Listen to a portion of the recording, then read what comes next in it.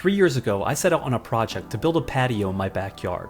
It was a lot of work, and took me probably 100 hours of labor over 7 weekends, but saved me over $10,000 to build the 18 by 23 foot paver patio. That's 414 square feet if you're trying to do the math. I've never done a project like this before, so I was no expert at what I was doing. One of the things that I did differently to make it easier for a solo build was to use lightweight paver base panels instead of a traditional base material like gravel. I got a lot of supportive comments from all sorts of people, but I also got a lot of comments that were predicting the patio would fall apart within a year. So here I am, 3 years later, to give an update on how things have been so far. I think 3 years is a good period of time because I've experienced all of the seasons several times over.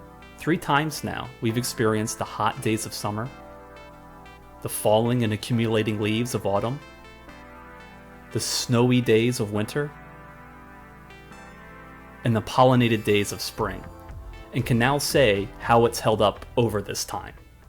The top reasons that I decided to take on this project 3 years ago was because of issues with weeds growing between the cracks of my old patio, moss growing on the shady section of the patio, and water that would build up around the house. Now, when it rains, water no longer pools up around the house. It slides away from the house and towards the grass. In extremely heavy rains, I've noticed water sitting around the edges of the patio if it's raining faster than the soil can absorb. To mitigate this, I added a French drain around the perimeter of the patio and discharged the water away to prevent this from ever happening again, and so far, it's worked. But just the fact that there isn't water by the house shows that the slope that I built into the patio is working to move the water away. One of the things that I was slightly worried about was if I built my slope steep enough. I read when I was building the patio that the recommended slope for a patio paver project is 1/4 inch per foot. I set my patio at 1/8 inch per foot, but did it in 2 directions, which in effect gave me a diagonal slope that should be a bit steeper than 1/8 inch per foot. And it does look like this slope was enough on my paver stones to direct the water away from the house and into the grass. Because of the new slope, the massive amounts of moss that I used to have growing on my old patio are not present on my new patio. But even on the new patio, since there are walls covering on both sides, the part of the patio nearest to the house is the section that gets the least amount of sunlight. And you can see that after a rain, this is still the section that is the last to dry off since it's in the shade. While I never got the type of moss that I had in the old patio, after 3 years, this past winter, when the days are the shortest, I did get a small amount of moss showing up in some of the grout lines in the shady area, but they were very inconsequential, and there was no problem to blast them away with a hose. I also wouldn't have been surprised if it would have just died out on its own in the summer. As far as weeds go, I haven't had any issues with weeds growing under the new patio yet. On the old patio, weeds would aggressively grow between the gaps of the patio every summer. But when I built the new patio, I laid down a weed barrier, added a 1/2 inch of leveling sand, laid over paver panels, and then added the pavers and filled in the gaps with polymeric sand, which I then activated. I would not be surprised if weeds do eventually come up at some point in the patio's life, but I think if they do come, it will be because of new layers of dirt and silt falling on top of the patio and getting between the gaps, which will eventually allow enough soil for super resistant weeds to take hold. And alas, I've seen for the first time a few tiny surface weeds appear this spring, but they were really easy to blast away, and may not have even survived if I left them for the summer heat. I don't think I'm likely to see weeds from the soil underneath push their way to the surface. It's been 3 years so far, and the only maintenance I've done is a rinse off with a hose. And just recently, a deep cleaning with a brush and a product called 30-second cleaner. The patio looks brand new again, and I never really noticed it getting dirty in the first place. One of the questions I often get about the patio is if it feels spongy because of the polypropylene paver base panels that are underneath it. And I have to say, the answer is absolutely not. The patio feels rock solid all the way around, and once the poly sand was added, the stones don't even wiggle a little bit. It feels as strong as walking on concrete, though the panels aren't rated for taking the weight of a car on top. But even if you were using gravel as your subbase, if you wanted to have cars drive over top, you would need to use more than the normal 4 inches of gravel as your subbase anyway.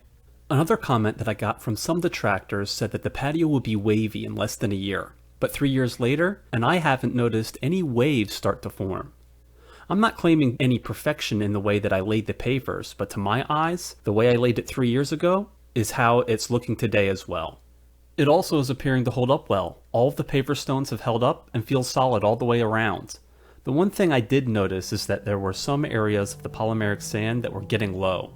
I think what was happening is that before I had the French drain installed, in heavy rains, the water buildup in these areas helped to erode the poly sand prematurely. What you're supposed to do in a case like this is to power wash the old poly sand out and reapply poly sand. What I actually did is just top off the areas that were low, tamp them, brush some sand into the gaps, and activate the new poly sand.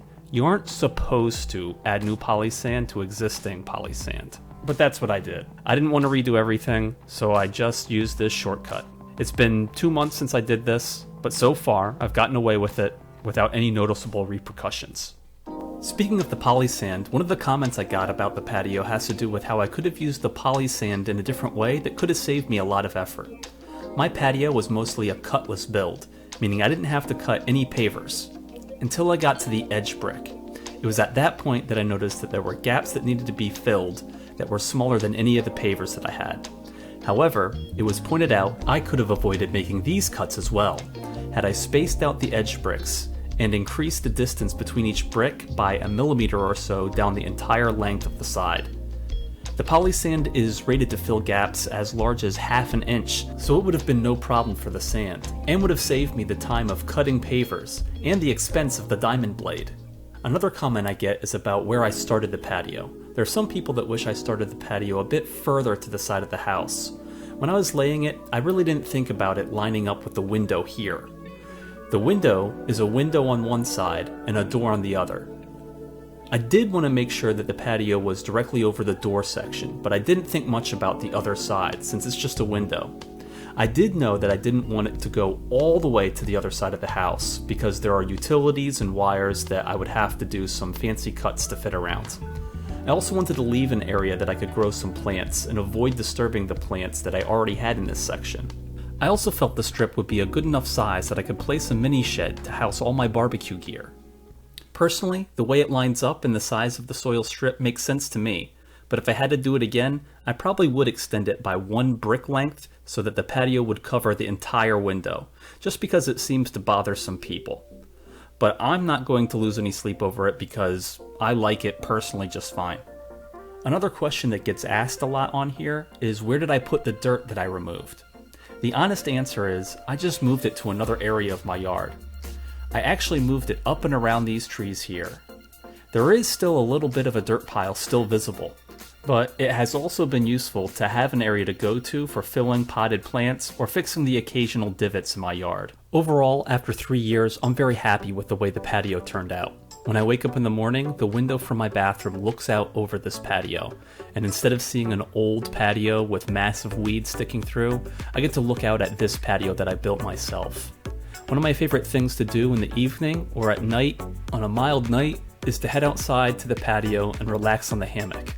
For a few minutes, it can feel like I'm on vacation, which is a great feeling to have when you're actually at home. I also love having a space to take out the barbecue, fire up the grill, or having a fire pit night.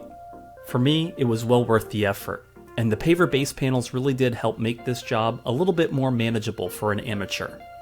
While it may be more expensive than just using gravel, the fact that I was able to keep the base panels in my garage until they were ready to be used, and then move them into place with minimal effort due to their lightweight, really made the job more manageable. And of course, the benefit of needing to dig less helped out too. The panels have held up fine so far 3 years later, and I don't regret using them for my patio so far. I hope this video helped you if you're considering doing a similar project yourself. If so, consider giving this video a thumbs up. And if you want to see more videos like this, subscribe to the channel to make sure that you see other videos and future updates.